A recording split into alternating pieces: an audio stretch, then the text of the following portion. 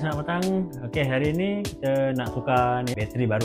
Ada satu Asus ni, laptop ni, dia punya bateri dah tak boleh simpan cas. Jadi bateri pun dah sampai, bateri baru dah sampai. Jadi kita nak buat pemasangan. Okey, tunggu apa jadi, kita tengok.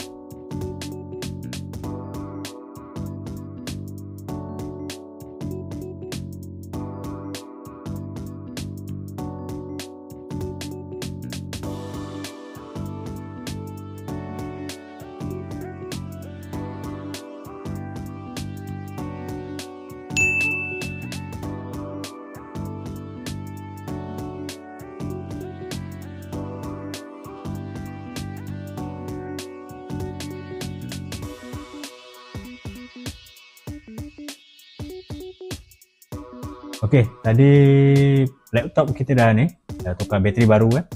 Tadi saya dah tukar bateri baru. Jadi sekarang ni laptop memang dah running pakai bateri baru. Tak ada masalah. Kita bagi bateri pun bateri yang terbaik lah. Premium cell punya. Jadi kalau laptop korang ada masalah, boleh datang ke mana? Di Donate Karisma Komputer. Kita akan bagi perkhidmatan yang terbaik untuk pelanggan-pelanggan kami.